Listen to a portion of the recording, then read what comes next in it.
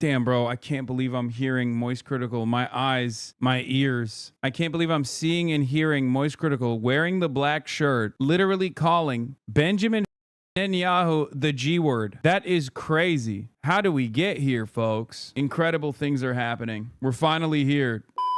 It seems that a couple weeks ago I said, once Moist Critical talks about Israel, it's over. And it seems Moist Critical is, as a matter of fact, literally wearing the black t-shirt and talking about Israel, which is ironically what I said. Once he wears the black t-shirt and starts talking about Israel, it's over. As in, the American normie class has completely shifted their position on Israel and are no longer even afraid to speak about these things. Like, remember, a couple weeks ago, I was making a joke. Ludwig and Adab were also indicators, for sure. But, like, Ludwig is like, yeah, Ludwig has donated to, like, PCRF and stuff from the start. He just was, like, very shy about revealing that and didn't want to, like, participate in it as publicly initially. Hi, Hasan, I'm French, and we French find that the Americans are less smooth than the French, and that's a positive point. You talk, for example, more about politics than we do. Yeah, for sure. Actually, I was talking to a literal Hasanabi head at the bookstore in Le Mans, and he straight up said that we don't have like a guy that's similar to you here in the content creator orbit that's just like very open and very straightforward about like demonstrating a left position. And I was like, well, you got, you know, Hugo Decrypt, right, who I know and I like quite a bit, and Hugo is like he is a journalist. Like, he is presented as like an independent journalist as opposed to being like an avowed leftist. And it's funny that you guys are saying he's a centrist. I know him. He's definitely not as left as I am, but he is definitely from an American position, because many people who are saying he's a centrist are French. Okay, French people will be like, oh, he's a centrist.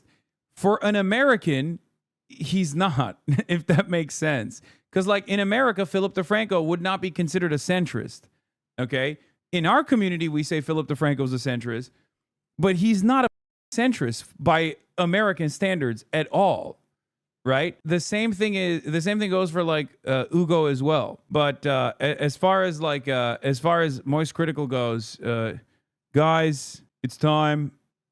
There's a real situation going on. Let's take a look at what he had to say. It's so despicable, and yet it's stopped being surprising now. P. Diddy just got sentenced to 50 months in prison. Yeah, he got 4 years in the slammer. That's it. Basically, the Jeffrey Epstein of the music industry gets away with a slap on the wrist. I mean, they're probably going to be supplying him with baby oil in the cell at this point. He just got 50 months in prison. That's it. And truthfully, I'm not even confident they're going to keep him incarcerated for the full 50 months. I don't even think he'll be in there that long. He'll be in and out of the slammer lickety split. I feel like it'll be like that scene in SpongeBob where SpongeBob and Patrick steal a balloon on free balloon day, so the cops like close the cell for a split second and tell him to, you know, scram. That's what I think's going to happen with P. Diddy here. This is just abhorrent. 50 months for the diddler. We got to start like looking into the judge here for a second to see if he got involved. Okay. Every time. Well, I don't know why he started with the diddler. He starts talking about Israel at some point, right? A vile, evil worm. And he gets 50 months. This is just clear, irrefutable proof unfolding in front of your eyes that some people genuinely are above the law. Actually, it's not like conspiratorial. It is just the facts of it. It's crazy. Your Honor, did you stop to consider for a moment that my client has an unbelievable amount of money? Okay, just take that into consideration. I'm not going to bother going into, like, the particulars here about where apparently P. Diddy was so broken about, you know, the 4 years he has to spend in prison, or the strong face the judge put on there for a second while shaking his finger, waggling his little digit here about, you know, justice and all the sick shit that Diddy did. I will say that's like standard for that's standard for sexual assault related incidents, though. The criminal justice system is actually pretty crazy with its lenient sentencing when it comes down to and stuff. Like, it's not this is obviously a triple Monty because like Diddy is also a very famous person and also very wealthy. On top of that, but like even in average everyday Joe incidents, even if you can get a investigation done, because there's a shit ton of backlog hits that have just gone untested for years. Okay. Even if you can get an investigation, you go through the court process. Again, very hard to convict. And on top of that, once you are convicted, the sentencing is pretty crazy. Like people are always shocked in high profile incidents like this, but if you look through the American criminal justice system, you got motherfuckers like rotting in prison for weed, you know, for their third strike on like weed charges. Meanwhile, dudes would just like straight up a child and get like 5 years or 6 years, which unironically is another famous incident that took place. Trump's, one of Trump's like pastors got 6 months in prison for doing that. I'm pretty sure. I don't know I forget the exact details, but like that's the only area, famous or not famous, that's the only area where there's like tremendous leniency for some weird reason. Okay? Everything else, every other issue, the American criminal justice system is vicious. Okay? The American criminal justice system is unimaginably vicious. Not sure about you, but when the ex-megachurch pastor and Trump's spiritual advisor Robert Morris gets only 6 months in prison for abusing a 12-year-old girl, while homeless Willie Simpson gets life in prison without the eligibility for parole for stealing $9, it's so unfair. And the reason why this person, I suspect, if this is not an example, if this is a real example, I suspect it's because it's their third strike. Jay Mershon says, yeah, for reference, drug trafficking in Massachusetts is punished more harshly than ludicrous. Yeah. This is another universal problem, by the way. It's also really shitty in the UK as well. In most places, and listen, I'm not Mr. We need more harsh sentencing at any point, right? I'm Mr. Criminal Justice Reform. I'm in favor of rehabilitation over incarceration. But it's impossible not to realize, or it's impossible not to notice, what is this, the Hasan Piker effect? Let's get back to Moist Critical, who is finally addressing the genocide. It's all just performative. It's not real. Because at the end of the day, justice wasn't really served. 4 years in jail for the diddler, the baby oil behemoth, that's unhinged. That's just so twisted. But that's the time. Yeah.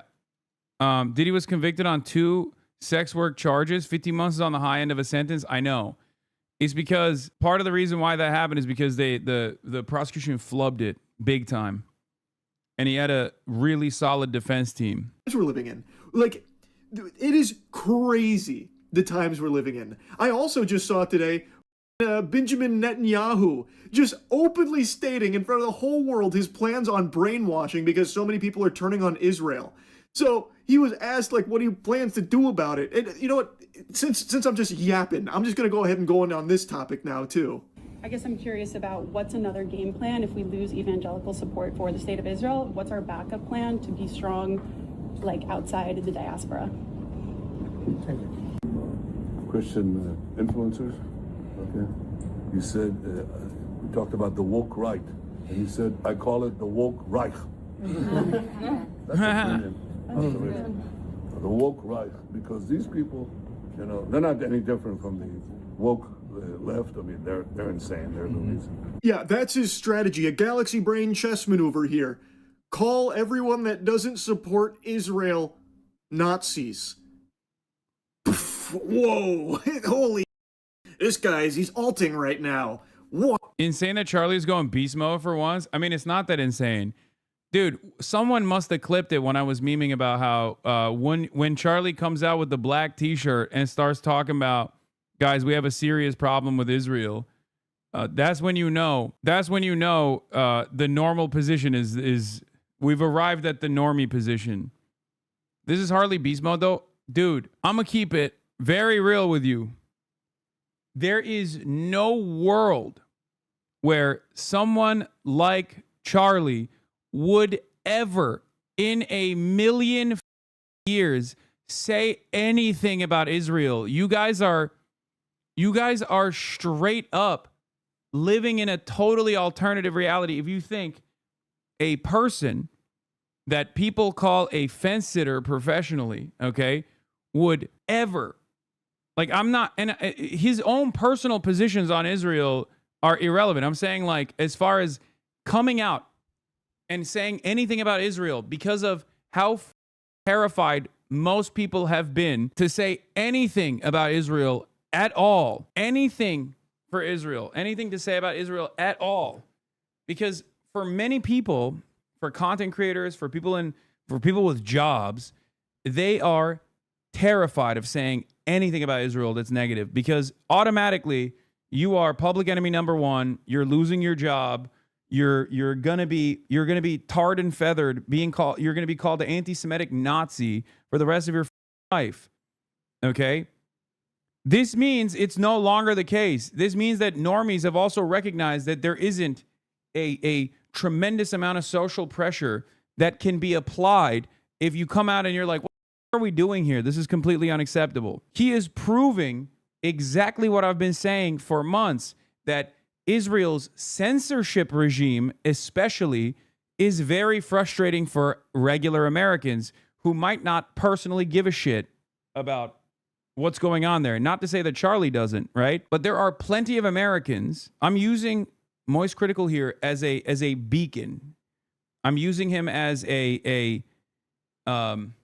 what's the word I'm thinking of? I'm using him as a way to tell you where, like, societal attitude is at. Okay? Yeah, a canary in the coal mine, a litmus test, an indicator. Okay? Most people either don't know anything about Palestine or Israel and never really cared, or they had a positive opinion on Israel until October 7, right? And most people saw what Israel did after October 7 and at times tuned in and thought, wow, that's really fucked up. Oh, well, life goes on. I'm talking about, like, normal people, not you guys. This community is obviously unique. We are uniquely tuned in to what the Israel's been up to every single day. Okay? For the average person, for your coworkers, they are not as tuned in. But this doesn't mean that they're oblivious. They are aware of what Israel's doing. Some people know what Israel's doing and think, well, you know, they're brown guys. Oh, well, it's really sad. Maybe they should stop. But they're just, you know, brown children being slaughtered. Okay? And they just move on with their lives. But if there's one thing that pisses off Americans, if there's one thing that pisses off your coworkers, it's the fact that they see that, they don't like it, they're fearful to say anything about it, and they see others saying something about it that reflects their values on the issue, and they get censored, or they get deplatformed, or they get yelled at endlessly by some of the most arrogant genocidaires you have ever encountered, and they don't like that. They especially don't like this. So even if there's an American out there who doesn't like what Israel is doing, but doesn't care enough to go out and protest, and is not fully aware of all of the awfulness, all of the bloodshed that Israel has committed, they especially don't like being censored. They don't like the fact that there are unlimited tax dollars going there, and they don't like the arrogance and entitlement demonstrated by this supposed client state, and they don't like that they are being censored for exhibiting any sort of discontent. Okay? We shall call this the Kimmel effect. That's a good attitude about it. That's a good take. Exactly. Americans might not be totally tuned into all the awful shit that Trump is doing right now at the domestic level. But when he came out and was like, Jimmy Kimmel, for this, like, tepid statement about Charlie Kirk, deserves to be barred from speaking on television, and the FCC should, like, revoke the television license, all of a sudden everyone goes, what the do you mean? Get out of here. Okay? And that's precisely what's taking place here. Prepare to be clipped out of context by slobs, but Moist doesn't support terrorists. Yeah, I don't care. Who gives a shit? Poll after poll is showing that more and more Americans are becoming aware of the reality, or acknowledging the reality, that Israel is committing a genocide. It's crazy to me that it's still 39% because that's precisely what this is, right? Wait, that's American. Wait, no, hold on. That's Jews. That's American Jews, brother. No, the percentage of Americans that say Israel's committing a genocide against Palestinians in Gaza is far higher than that. This is American Jews. Most American Jews say Israel's committed war crimes against Palestinians. About 4 in 10 say Israel's committed genocide. That's insane. That's huge. But yeah, poll after poll has shown that Americans are broadly aware of Israel's genocide, and pretty much every American you've ever encountered wants to reduce support for Israel. Pretty much every single American you've ever encountered wants an arms embargo. Pretty much every single American you can encounter says it's a genocide. I mean, it's gone. It's done. It's over. Do you understand? 65% want sanctions. Oh, this is the Democrats. Okay, I was going to say, this is like, the percentages seem far too high for all Americans. But regardless, overwhelming numbers also recognize that Israel is committing a genocide. Majority of Americans also want to push for sanctions on Israel. Okay, not just Democrats. Because when you look at independents, their numbers are a little bit lower than the Democrats, and then Republicans are pro-Israel, but it doesn't matter, right? Because Republicans alone don't make up for Israel support. Like, with the exception of evangelical Zionists and Jewish Zionists, which also are no longer as pro-Israel as they used to be, okay? With the exception of evangelicals and Jews, most of the United States of America are no longer pro-Israel, okay? And that happened over 2 years. You have to measure that against how pro-Israel Americans used to be. It is so over. And it's only going to get worse from here on out for Israel as far as like approval ratings goes. Oh, did you find the clip? Here, I said, lose their job. This is like Moist Critical, okay? You know how I say Moist Critical is my normie meter or my centrism meter? Like, this is like Moist Critical coming out and making a video and being like, guys, the mystics over there at Israel are obviously doing a genocide, and we got to put a stop to it. It's like they're melting babies over there. I can't believe it. You know, I put my black t-shirt on instead of the white one today because I wanted to talk about the severity of the crisis at hand. Like, when you see that, when you see the Gaza situation is crazy YouTube video, know that things have changed so dramatically that people are no longer fearful. Okay? Wow. So basically, if you're not like eating out of this guy's gooch and supporting Israel on everything, you're a Nazi. To secure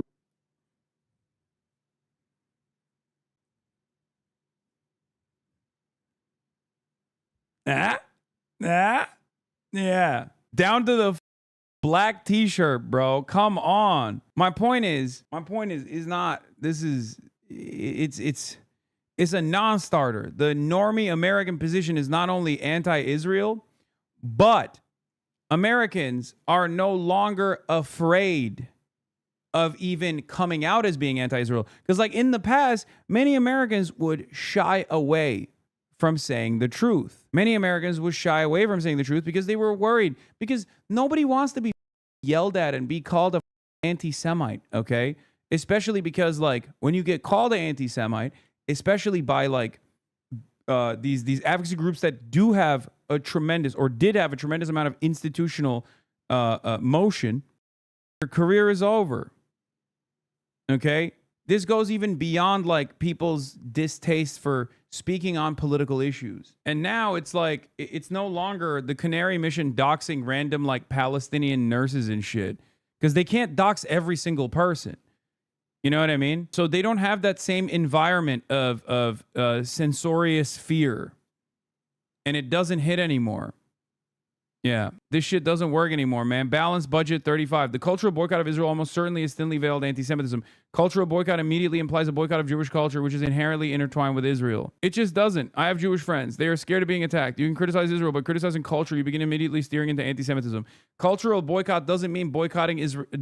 First of all, cultural boycott on Israel does not mean boycotting Jewish culture. The do you mean boycotting Jewish culture? Are we going to stop eating bagels? No one is suggesting that, okay? Half of American culture has been created by American Jews. No one is advocating for cultural boycotts on Jews. A cultural boycott on Israel means academic boycotts on Israel, sports boycotts on Israel, not allowing Israeli teams participating in global events. Also, what kind of cultural output does Israel have?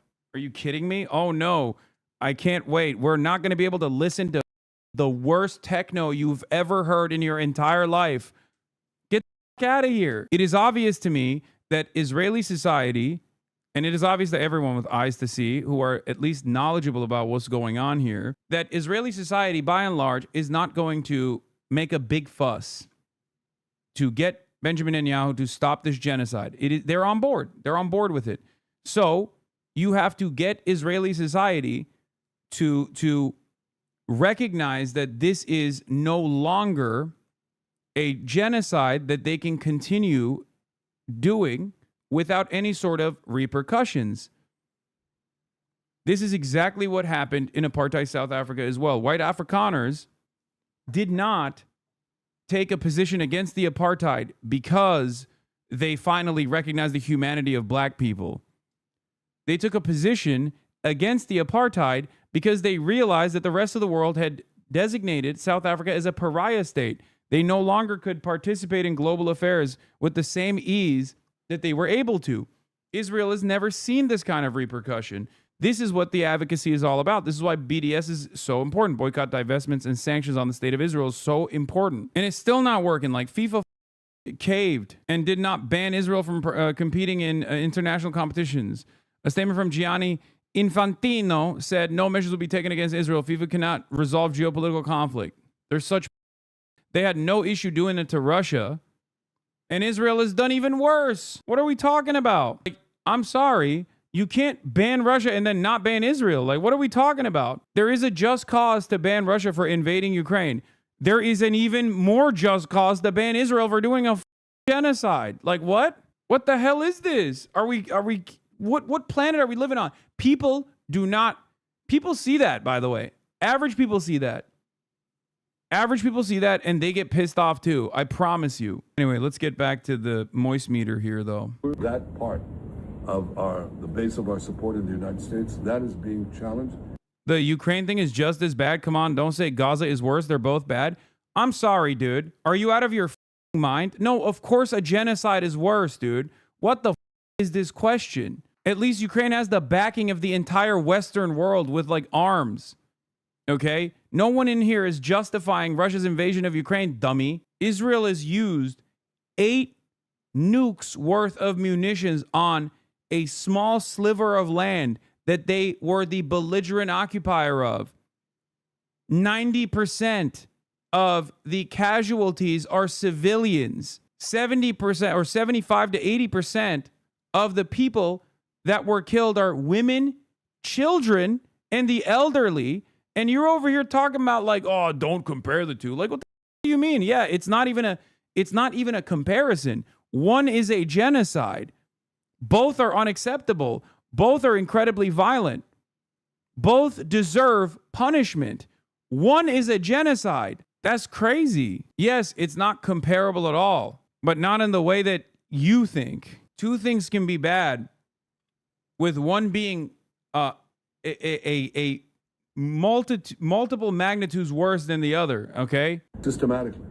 A lot of this is done with Like, can you imagine? Here, I'll give you another example, okay? Can you imagine a world where you can't be like, hey, man, Russia is pretty f***ed up for this goddamn war that they're committing. And then people come up and they're like, you're being Russophobic. You can't have a job anymore. You're fired. Like, Russia invades Ukraine, okay? And you can't be like, yo, that's really f***ed up. Russia invades Ukraine, and you can't even say, hey, don't do that. That's really Can you imagine a world where people were like, wow, you're being Slavophobic or Russophobic. You're fired.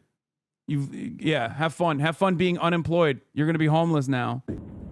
Money of NGOs, vast. Money of governments, vaster. Okay? We have to fight back. How do we fight back? Our influencers. Just in case you forgot, Israel literally pays influencers to suck their and just be like these loyal little lapdogs to always just lap up whatever Netanyahu's gooch is sweating out. Like, it's unbelievable. And he's just being like super open about it. Like, he is just saying that in front of people's faces. Guys, people saying that's exactly what it's like in Russia are missing the point. Yes, it's also the same in Israel. You can't say it's a genocide in Israel. It is illegal, okay? They will arrest you. And they do arrest people for saying that in Israel, okay? Not in America. I'm talking about the Western world, okay? Palestine Action was prescribed as a terrorist organization, and you can go to prison for 14 years in the UK for holding up a placard that says, I support Palestine Action, okay? Can you imagine a similar incident where in the UK you say, I support Ukraine, Slava Ukraine, and you go to prison for 14 years? It is the most patently, flagrantly absurd injustice. And while there is no asymmetry between, or while there is an asymmetry, between Russia and Ukraine, where one is obviously a much more powerful and much larger force that is also engaging in an unjust invasion of a neighboring country, and it has been tremendously bloody. Israel is literally doing a genocide to a belligerent, to a population, to a captive population that it is the belligerent occupier of after almost 80 years of apartheid. What the Hasan, you are a terrorist, an actual threat to human life, disgusting, disgraceful, pathetic. Sorry, MoistCr1TiKaL is also on his real tip, so good luck to you, chatter. Good luck to that chatter. There's going to be, at this point, there's going to be like 8 people who support Israel. And nobody seems to care. And secondly, we're going to have to use the tools of battle. And the most important ones are the social media. And the most important purchase that is going on right now is TikTok. TikTok, number one. And I hope it goes through because it can be consequential. And the other one, what's the other one that's most important? X. Exactly. Very good. And, so we have to talk to Elon. He's not an enemy. He's a friend. We should talk to him. Now, if we can get those 2 things, we get a lot. And I could go on other things, but that's not the point right now. Spoiler warning for those without thinking caps on. Censorship. He's talking about censorship. Damn to free speech. Benjamin Netanyahu's got other ideas.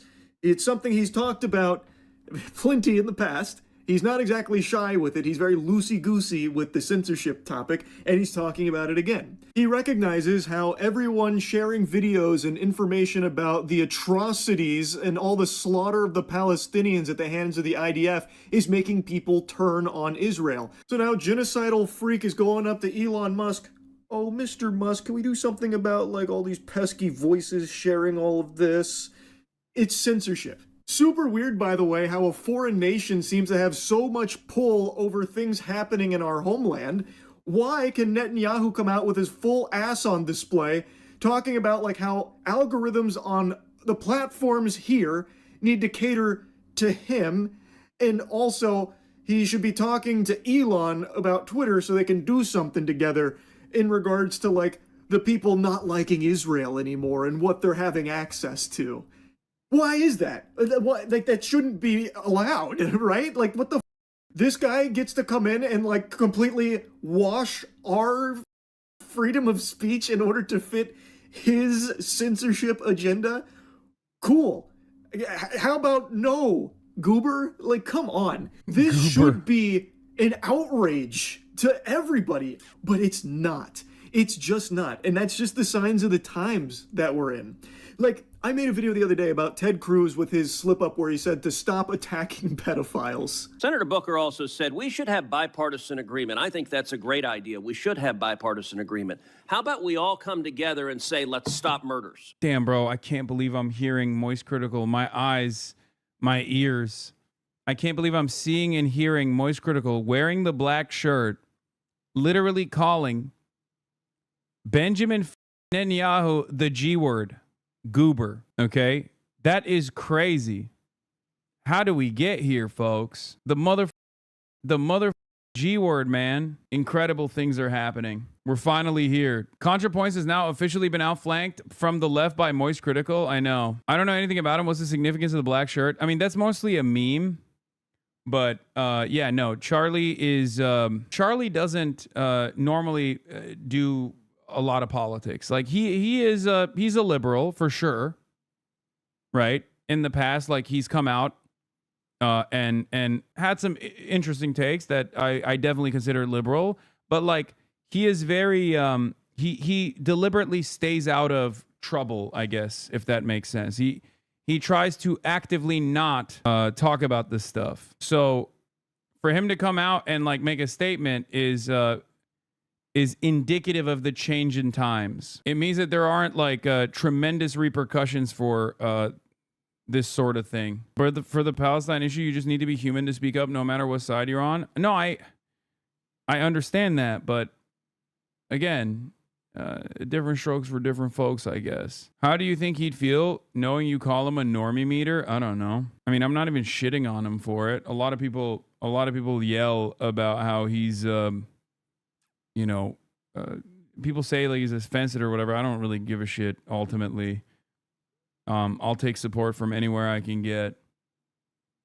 But yeah, I think he is demonstrative of an attitude shift. It means that like this position is no longer, this is an inoffensive position. It's like people actually no longer feel fearful to reveal this.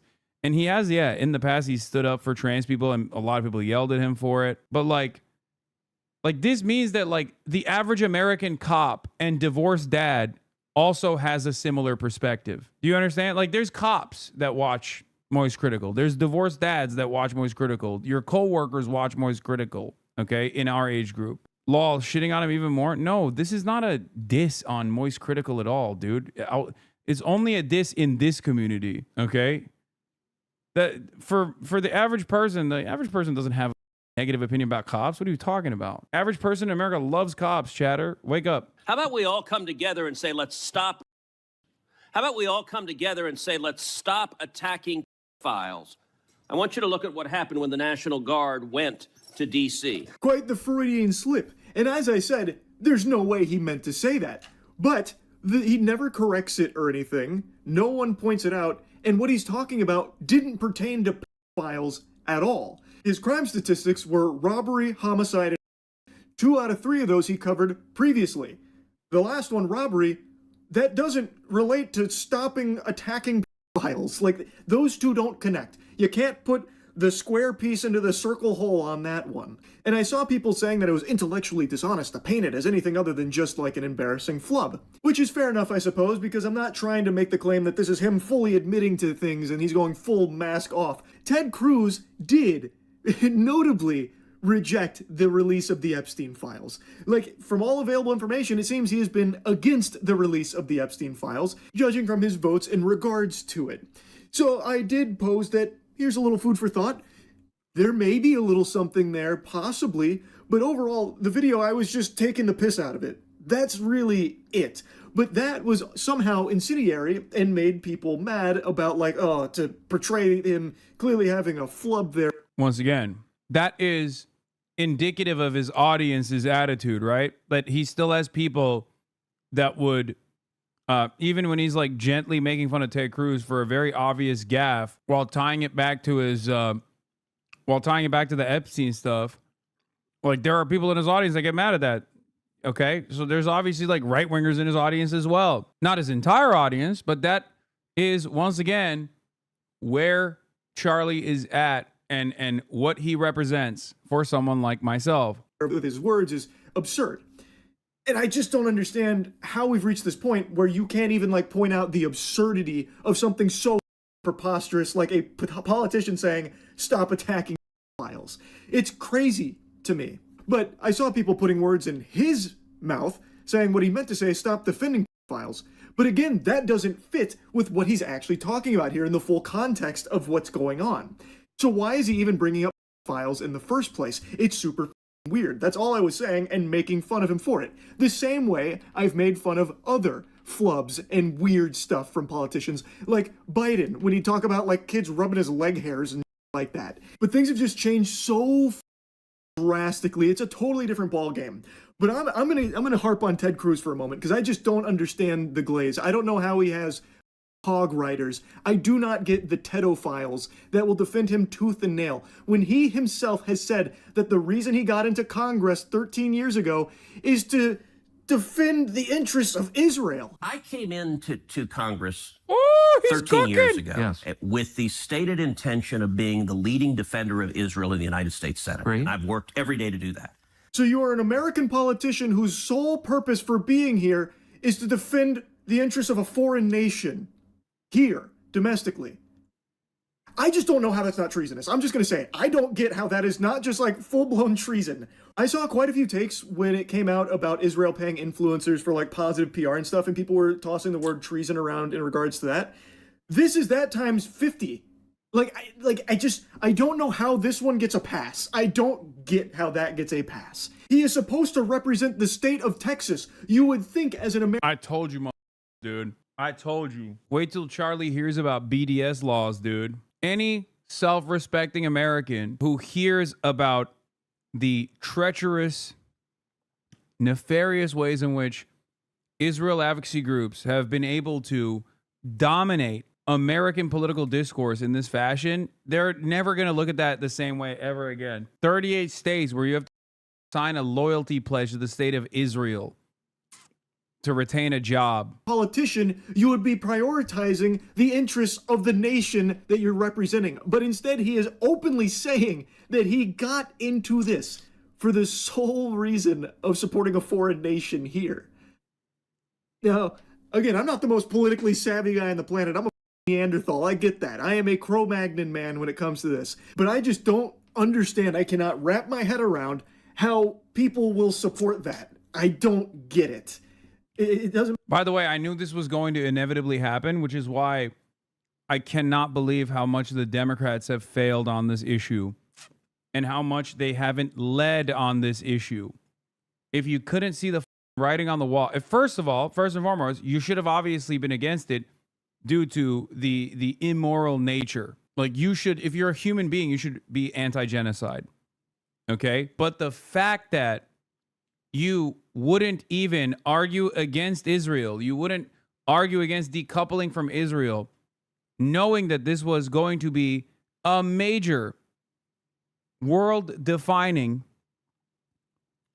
incredibly consequential political issue at the domestic level. God damn, dude. Retire. Retire if you can't see that. If I can see that, and I'm a dumb Twitch streamer, you should be able to see that too. You shouldn't even need the tide shift to take place to actually, change your position on it, regardless if you're a politician. Yeah. Leaked email reveals communication between company leading the TikTok purchase and former Israeli Prime Minister Ehud Barak. We believe that we have to embed the love and respect for Israel in the American culture, wrote the then Oracle CEO Safra Katz in 2015. Okay. And Will Menaker has a take on it. He says, no matter how much money they spend on this or how many media platforms they buy out for this express purpose, I can state with total confidence that no one in this country under the age of 50 will ever love or respect Israel again, and nothing is changing that. It's over. This is why I keep saying, toothpaste out of the tube. This is why I keep repeating over and over again that today is the day that Israel will be the most popular it ever will be for the rest of time. Tomorrow, Israel will be less popular than it is today. And the day after that, Israel will be even less popular than it is today. This will never turn around for Israel. It's over. They've lost the next generation. Completely lost it.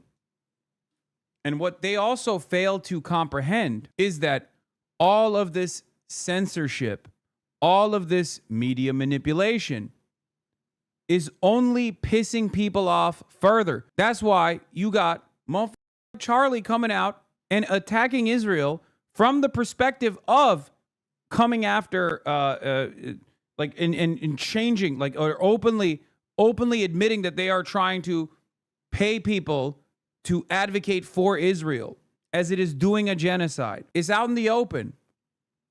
That's why I don't get too mad at people when they actually take the leap, when they actually do recognize, when they take that first step and they recognize like Israel is the wrong party here and not the wronged party here, all it takes is time from that point on. Most people don't just turn around and go, yeah, Israel's doing a genocide, but, okay?